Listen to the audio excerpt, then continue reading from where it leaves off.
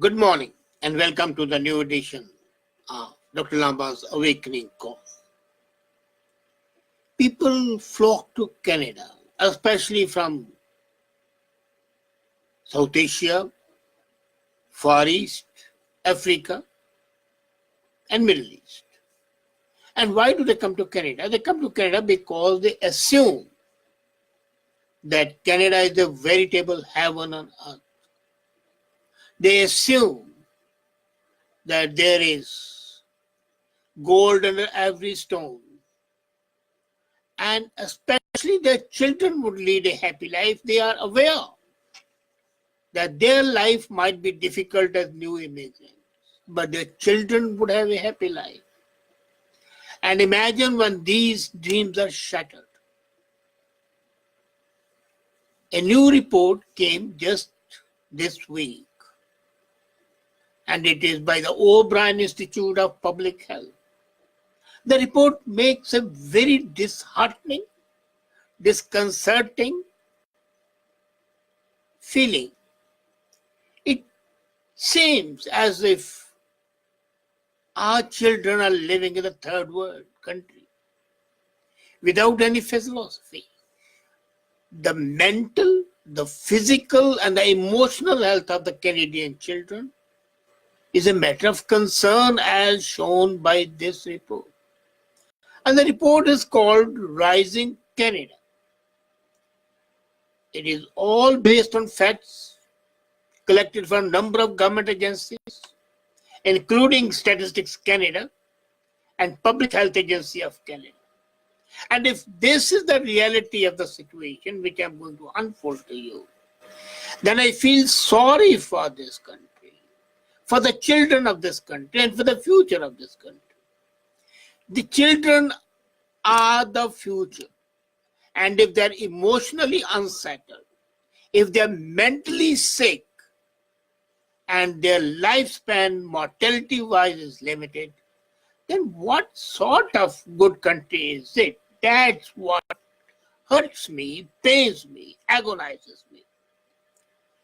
Can you believe that today there are 1.2 million children living in low-income housing, and 10.7% of the families with children under 6 years of age have no food to eat. They're insecure about the food and they depend on the food banks. We talk of the hungry Ethiopians and the hungry Africans and the hungry Asians. What about the hungry Canadian children? 10.7% with children under the age of 6 have food insecurity. And a country of opulence, a country which is a part of G7, G20, which is a part of OECD, if it cannot provide food even, and they have to depend on the food banks, especially the children, because they need nutritious food. And I've seen in the food banks, most of the food is packed processed food. And that processed food is not sufficiently nutritious, and that's why obesity is there. Again, be prepared for another shock. I said this is a country which is a member of OECD countries. And in all the OECD countries, the highest infant mortality in Canada. Highest mortality of infants. And we pride ourselves on a Medicare, on a publicly funded medical system, and we have the highest infant mortality in all the OECD countries. Another thing, the leading cause of the childhood deaths are not natural, they are preventable.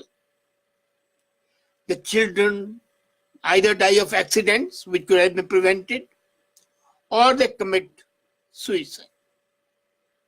And suicide they commit because, as I said earlier, the three poverties afflicting Canadian children are mental, physical, and economic. Now, see, if this was the situation, maybe we could have said, okay, things happen. But the shocking statistics does not end here. It continues. We have always had an idea that Canada is a great place to raise kids. I hear people telling me, well, we came to Canada to ensure that our children have good life. Good. But do they have a good life? Out of the 41 wealthy countries globally, Canada ranks 25th when it comes to the development of children. We are at near the rock bottom of the 41 wealthy countries as far as the development of children is concerned. I'm reminded of that small poem which ends, ill fares the land to hastening ills a prey, where wealth accumulates and men decay. Here is, if the men decay, I could tolerate it. Okay. But here the children who are decaying. And they, as I said earlier, they're the future. When you take a poll of the people, they think Canada is in the top 5 countries for the kids. And in reality, it's not even in the top 25 countries as far as development of kids is concerned. We are close to 8 million children in Canada, and most of them in jeopardy. As I said, 1.2 million are suffering from poverty, which is economic, which is mental, and which is physical. Then, another thing is we say we are very careful. We go to the school and we find there is no hard play, there are sands. Children are not allowed to go out. They are protected all the time. Protected to the extent of nauseating, to make them, we mollycoddle them so that they cannot grow and they cannot be adventurous. But most of the deaths of the children are because of the accidents.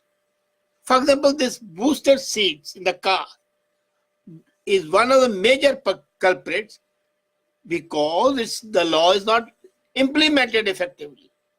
It was a long fight before the booster seats were accepted. But their implementation has been so haphazard that most of the deaths take place. Second is high number of suicides. And when the suicides are there, that indicates 2 factors. 1, the children's isolation.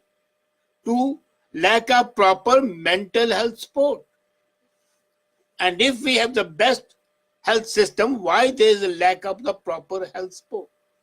We need to ring an alarm bell.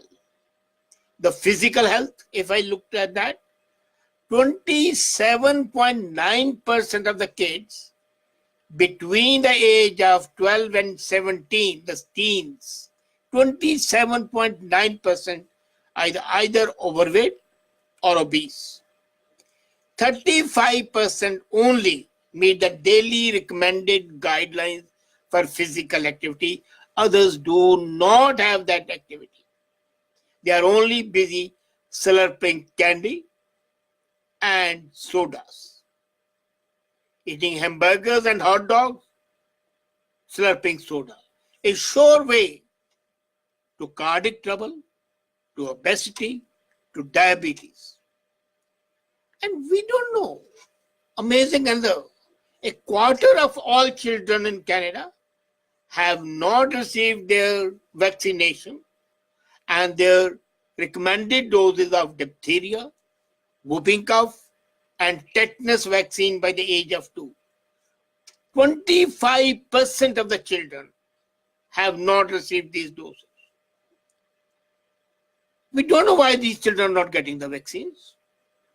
That requires further research. But the very fact that they are not getting vaccines is a sign of apathy on the part of the parents and absolute criminal negligence on the part of the government. So what's to be done?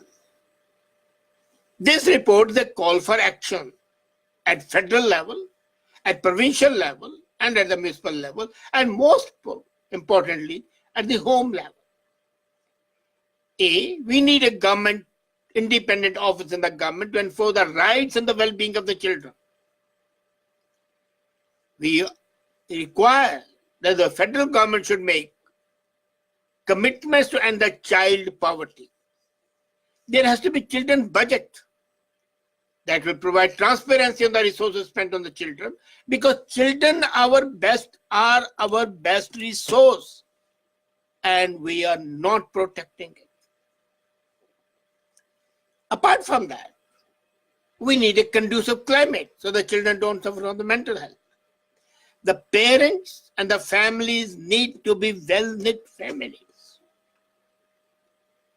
I'm yet to see a major segment of the society where both husband and wife are not working. I don't mind them working, but they must give attention. Let one be part-time, or let them have staggered times. I want the parents to sit with the children and communicate with them, not only sit with them, and all of them are having their cell phones and texting to the outsiders. No. There must be blackout hours as far as the phones are concerned. There must be blackout hours as far as the TV watching is concerned. There must be reading together, reading of the books. There must be discussion and talks on the various topics. Whatever the topic may be, is immaterial. There must be a direct communication between the parents and the children, between the teachers and the children, between the social workers and the children. The doctors, the family doctors, should be held personally responsible if they fail to look after the children and follow up. I've seen most of the doctors here don't follow up. Some do, some are great, but others don't. So we need an integrated approach. And that approach has to be such that our children do not suffer the poverty, which is either economic or physical or mental. The very fact that the 27% children are mentally sick, one way or the other, shows to what distressing level we have fallen. The very fact that such a large number, 27.9%, are obese, shows our lack of dietary good habits. Where are we heading? That's a major thing. And until and unless we have a well-formulated plan, the way I have talked about having an independent office, make budgets at the federal level, at the provincial level, at the municipal level for the children, ensure that the children are the most precious product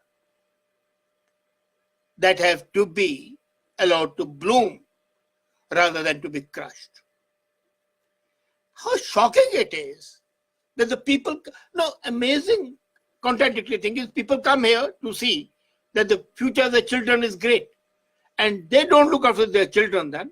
They're busy earning money and letting the children go up into gangs.